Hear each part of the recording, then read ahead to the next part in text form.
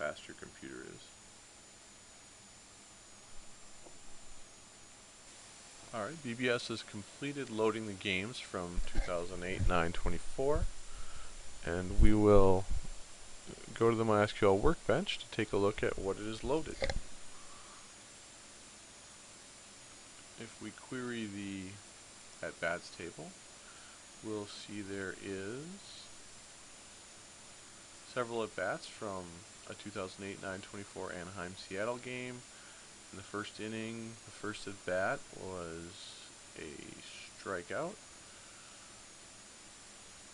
with the batter being 4-0-8-2-1-0 and the pitcher being 4-3-5-8-7, which is Chone Figgins striking out.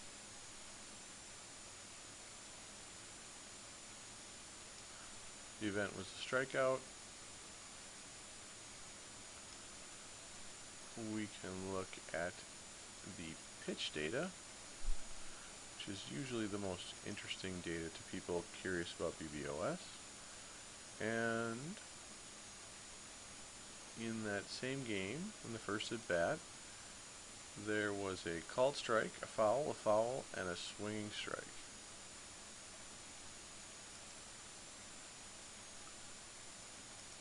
At bat number 2 starts after the swinging strike 3. Here's the speed of the pitches and lots of the other pitch FX data, which you will have to understand via another website and not this video. To use BBOS to download RetroSheet data, you would simply run the load RetroSheet command instead of one of the BBOS MLB scripts. You can see it's going to start downloading files from RetroSheet.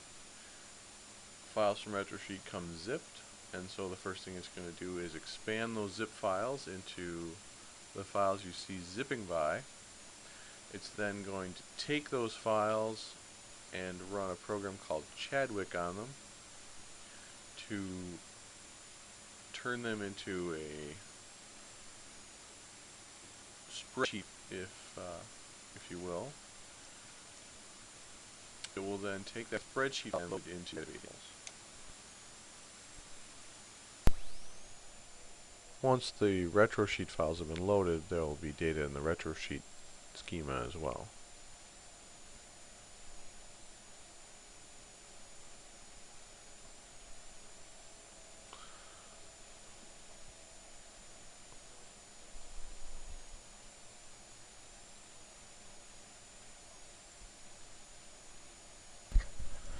The last thing I'm going to tell you about is the BBOS config file if you need to make non-standard changes. It's located under BBOS source, BBOS config.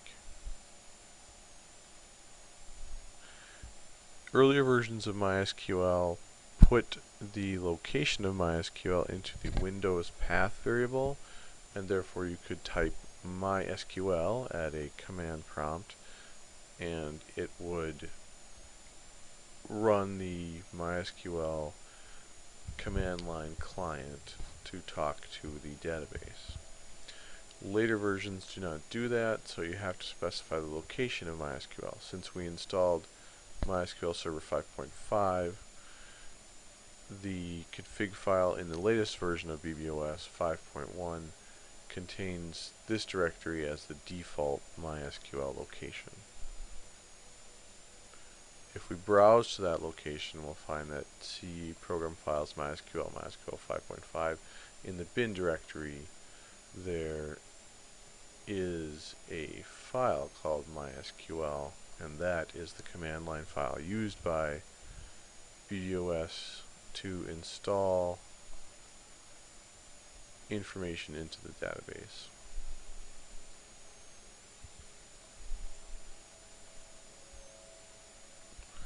Returning to the installation instructions, we will see that we now have a database. It's congratulating us. If you want to stay continuously up to date, you can schedule the load recent game script to run each night on your computer, and that will download the latest games even during the season, so you'll always be up to date on all the PitchFX game information for the latest Major League Baseball games. There's a separate script to download player biographical information if you want to. There are some Binder scripts that will download player bios for a particular year. And we've already discussed that the advanced options or non-standard configurations are in BBOSconfig and Game Day config. Game Day config contains the fields you want loaded from each of the XML files we looked at earlier on the Major League Baseball website. These are the fields that will end up in the database tables that are parsed out of the XML files.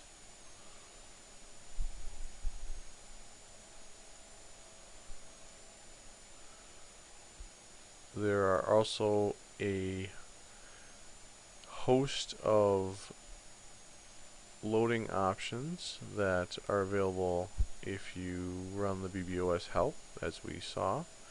You can load a particular game, a particular day, or a particular year.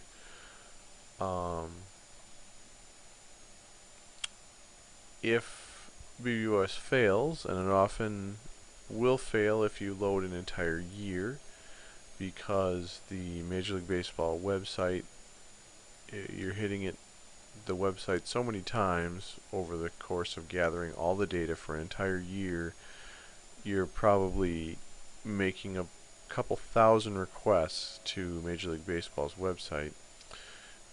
One of them will fail, and the BBOS program will stop. If that does happen, you can delete the game that stopped using this command, and you can simply rerun the year's worth of load that you were trying to run to start with, and BBOS will skip games that it has already downloaded and start with the latest one that you do not have. The last script in BBOS we'll go through is the slightly misspelled normalize data into MLB schema. Some BBOS users want to take the raw data and put them into their own tables. If you choose to do that, that's your choice, or you can use a script that I've written that will use some SQL to move all of the raw game day data into some nicer tables. It'll try to remove duplicate information, and it'll add some thinking into the data as it loads into the new schema. The script with the SQL in it is located under BBOS SQL normalize game day to MLB. It looks like this. It will create a new schema called MLB, and it'll take the raw data and put it into more specific tables for the specific types of information it is. Teams, team names. It will look at which team name was used most commonly over a certain year, because sometimes the files will have different names for the same team in them. It'll try to pick one that was used most often. Stadiums, players, games, rosters of each game, and a host of other tables. It's going to do a lot of aggregation, so things that all have grounds out in them are called ground balls, because we're trying to figure out ground ball rates and fly ball rates and things like that. You'd have to take a look at the entire schema after it's run to understand the full scope of what it's doing.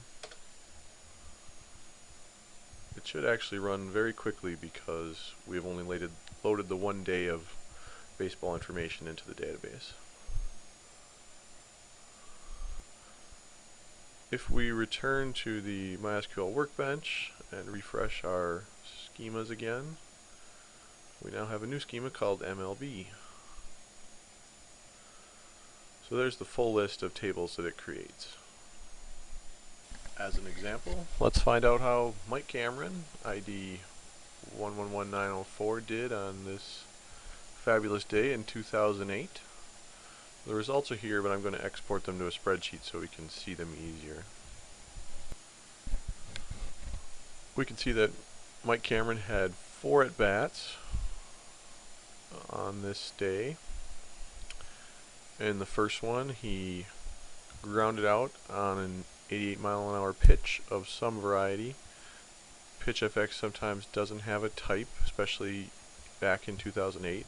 Most pitches will have types now in 2012 and beyond. In his second at bat against Paul Maholm, he took 2 pitches, and the second of which was a single. In his third at bat, he took them all the way to 4 pitches and lined out a changeup.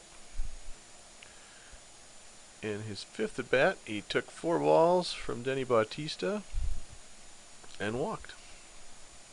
And that's the type of thing you might do with BBOS.